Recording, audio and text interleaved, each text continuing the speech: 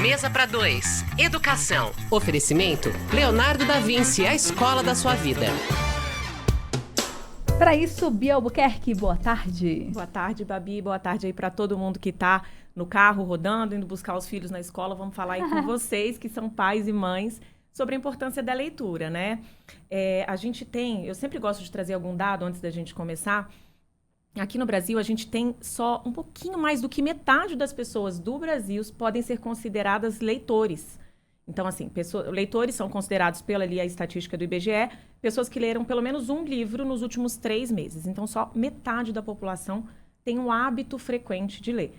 Isso é muito pouco, né? A gente tem aí perto de 93% de pessoas alfabetizadas. Então, o universo de leitores ainda é muito pequeno. E eu acho, Babi, que a gente hoje tem uma competição que é muito desleal, que são as telas e o consumo da tecnologia. Porque se você para pensar, a leitura, você tem que parar tudo que você está fazendo e ler um livro. Quando você ouve um rádio, quando você assiste a um vídeo, quando você está ouvindo um podcast, você está fazendo outras coisas e assistindo TV, né? A leitura não. Você tem que parar, se concentrar e ler. Não dá para botar no X2, não dá para acelerar. E a gente tem que parar e se concentrar. E é justamente por isso que a leitura traz um monte de benefícios. Concentração, memória, todos esse repertório que outras tecnologias não trazem. Então, acho que como pai e mãe, o nosso grande desafio hoje é como competir com as telas. Acho que o primeiro passo para tudo na educação é o exemplo. Então, não adianta a gente estar ali, celular o tempo inteiro e falar, filho, mas você não lê.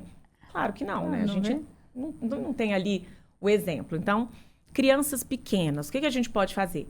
Pegar um livrinho todas as noites e ler um trechinho. Eu brinco lá em casa assim, a gente pega um livro legal, um pouquinho maior, e aí eu leio um trechinho toda noite para criar aquela expectativa. Então, e amanhã a gente vai saber se a bruxa morreu, se o urso já achou a mamãe ali no meio da floresta. E a gente vai criando aquele mistério e aí vai criando o gosto da criança por ler. Já para os adolescentes, que é um pouquinho mais desafiador, a gente pode fazer assim um clube de leitura. Então, eu sou apaixonada por uma série de livros de uma escritora inglesa, romance, que até virou uma série na Netflix, maravilhoso. E aí dei um para minha filha ler, que tem 15 anos. E aí são 9 ou 10. E aí a gente começou a trocar.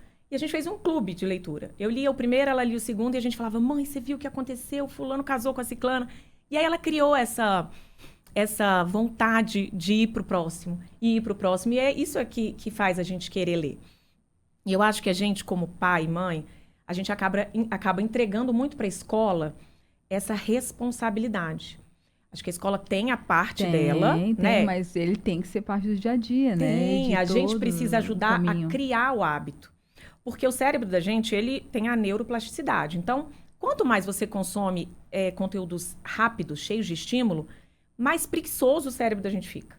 Então, assim, a gente abre o Instagram, nossa, mas esse vídeo é muito longo, 1 minuto e meio. E a gente fica com preguiça de assistir aquele vídeo. E é claro que o cérebro da gente, quando a gente para ler um livro, você perde o estímulo, a concentração. Então, a gente precisa ajudar os nossos filhos a voltar para isso. Esses dias, a Escola das Crianças dos Mais Velhos mandou pra gente um manual com dicas bem objetivas que eu achei muito legal. Porque quando a gente fala de leitura, é uma coisa, fica meio amplo. Então, assim, vamos sair para... Lá no Leonardo tem essa questão de ficar muito em leitura, né? Assim, eu lembro que quando os meninos eram pequenininhos, eles entraram na escola ali no primeiro aninho. E aí, junto com a alfabetização, eu acho que é o melhor momento para você introduzir a leitura e aquela vontade. Aí a professora, que é, para mim, a professora mais maravilhosa do mundo, colocou uma meta. Não foi nem para estimular a competição, colocou uma meta. Tem que ler 10 livros no ano. E aí eles tinham os registros lá da biblioteca. Isso fez as crianças se empolgarem tanto. Mãe... Gamificação. E eu vi, mãe, eu li tal livro, eu li 2. Mãe, eu já consegui ler 3. Isso é muito bacana. Então, esse estímulo. Eles têm um outro projeto também muito legal, chamado Ciranda do Livro, que eu acho que muitas escolas têm justamente para fomentar essa leitura. Então, cada família entrega um exemplar para a escola e esse exemplar roda a turminha toda e depois eles trocam, né? Cada um troca sobre o título que leu e tudo mais. Então, no final ali daquele projeto, toda a turma leu todos os livros. E isso também é muito bacana. E aí, falando sobre esse manual, que eu achei legal, porque ele é bem didático. Então, por exemplo, a gente vai para o médico, ou a gente está no trânsito, ou está num restaurante. A gente tem automaticamente o hábito de falar assim, filho, toma aqui o celular, né? Joga um joguinho ou qualquer coisa assim. E os adolescentes levam o celular. Então, ter sempre um livrinho a tiracolo.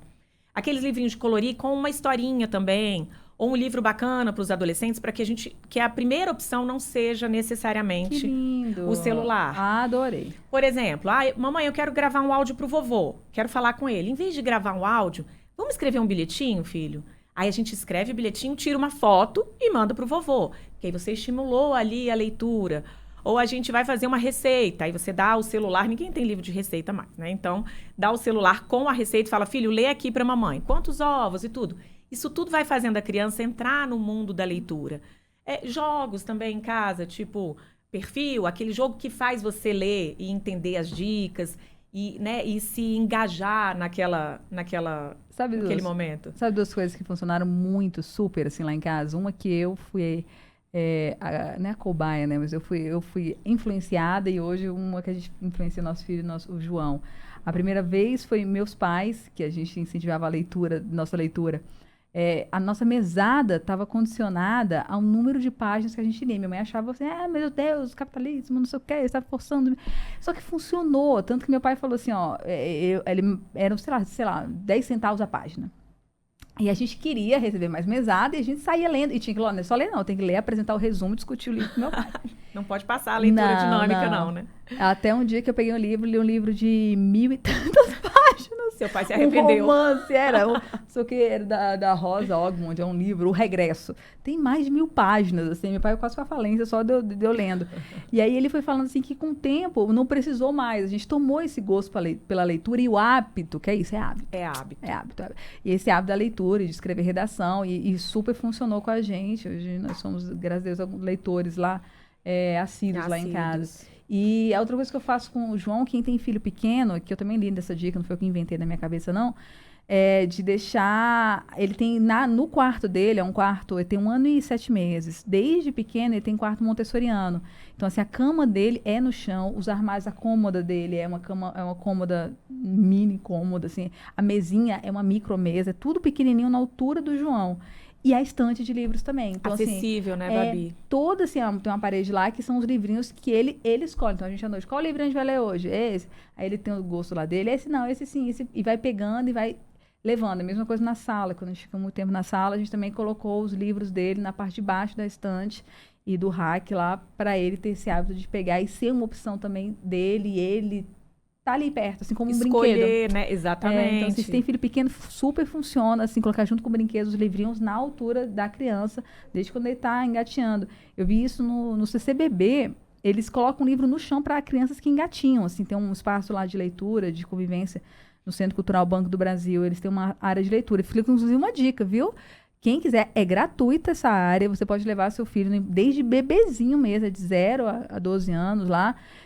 Você é gratuito, tem esse espaço para você ler. E eles exploram, né? Só eles por si mesmos, cada um na sua faixa etária, né? Do jeitinho que sabe. E eles falam exatamente por isso, pelo tamanho da criança, é o interesse do livro lá no na altura, né? Da prateleira. É muito legal. E eu sempre digo para os meninos, falo, lá em casa, os aplicativos de compra, quer comprar livro, tá liberado. Então, assim, a gente também tem o hábito de dar livro de presente de aniversário. As pessoas dão muita roupa ou dão brinquedo, né? Quando a gente fala de criança pequena. Brinquedo. Não, vamos dar um livro. E isso vai criando nas crianças, dentro do ambiente familiar ali, uma cultura da leitura, né? A gente também tem livro espalhado por todo canto. Ali os livrinhos baixinhos para os meninos. Cada um dos maiores tem a sua estante de livro. Na biblioteca da escola, eles têm acesso também a todos os títulos e tudo mais. E hoje eles têm, depois de uma certa idade, eles têm, assim, aqueles livros que são obrigatórios, né?